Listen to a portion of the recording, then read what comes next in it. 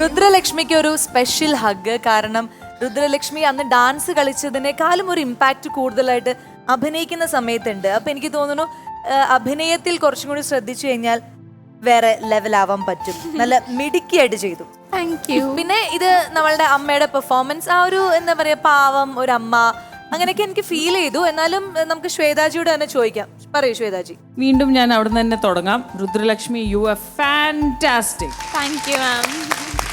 കൊടുത്ത ഒരു ബിറ്റ് രുദ്രലക്ഷ്മി നന്നായി ചെയ്തു. എനിക്ക് സത്യം പറഞ്ഞാൽ ഇപ്പോൾ എനിക്ക് ഒരു ഭയങ്കര വലിയ ഡൗട്ട് എന്ന് പറഞ്ഞാൽ ഇപ്പോൾ ബിക്കോസ് സെക്കൻഡ് പെർഫോമൻസ് ആണ്, എനിക്ക് സ്റ്റോറി മനസ്സിലായില്ല. ഒബ്വിയസ്ലി എനിക്ക് മനസ്സിലായി എന്താ പറയാൻ ഉദ്ദേശിക്കുന്നത്, പക്ഷെ അത് എവിടെയോ നിങ്ങൾക്ക് വേണമെങ്കിൽ കുറച്ചൊരു വോയിസ് ഓവർ സ്റ്റാർട്ടിങ്ങിൽ കൊടുക്കാമായിരുന്നു. ഒരു കുട്ടീനെ നിങ്ങൾ പിന്നെ മോള് കോസ്റ്റ്യൂം മാറ്റിയിട്ടുണ്ട്. ഒരു മറ്റേ ഇത് മാറ്റി സ്കൂളിൽ പോയി അവൾ അവിടെ. ഓക്കെ, അമ്മ മാറ്റിയിട്ടില്ല. ഓക്കെ, ബിക്കോസ് അമ്മയും അച്ഛനും പോയില്ലോ. അപ്പോൾ അമ്മ എന്തായാലും ഇല്ലല്ലോ ഇവിടെ. അപ്പോൾ ഒന്നുമില്ലെങ്കിൽ ഒരു വൈറ്റ് കളറിൻ്റെ എന്തെങ്കിലും ഇട്ടാൽ മതിയായിരുന്നു. ഞാൻ പറയുമ്പോൾ നമ്മൾ ചെറിയ ചെറിയ കാര്യം നമുക്ക് ആ കൺവേ ആവാത്തോണ്ടുള്ള ഒരു ഇത് പ്രശ്നമാണ്. ലാസ്റ്റ് വന്നപ്പോ അത് അമ്മയുടെ ആത്മാവാണ് വന്നത്.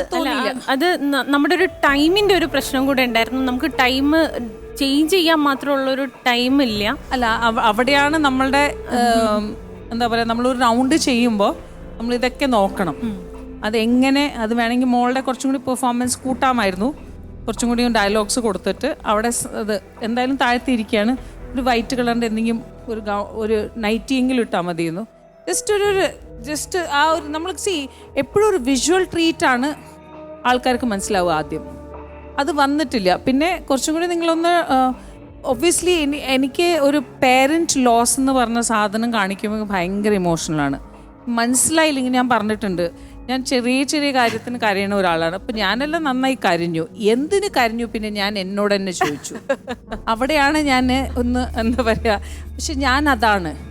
അപ്പോൾ ഒബ്വിയസ്ലി എൻ്റെ പോലെ ഒരുപാട് ആൾക്കാരുണ്ടാവും. പക്ഷെ വീണ്ടും ചോദിക്കുമ്പോൾ എന്തിനാ കരഞ്ഞത് എന്ന്. കോമ്പറ്റീഷൻ ആയതുകൊണ്ട് എനിക്ക് ഒരു എന്താണ് ഒന്ന് എക്സ്പ്ലെയിൻ ചെയ്തു തരുമോ?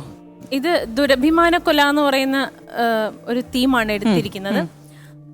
എന്താ പ്രേമിച്ച് കല്യാണം കഴിച്ച രണ്ടുപേരെ അവരുടെ എന്താ പാരൻസ് തന്നെ അവരുടെ അഭിമാനത്തിന്റെ പേരിൽ കൊല്ലുന്നതായിട്ടാണ്.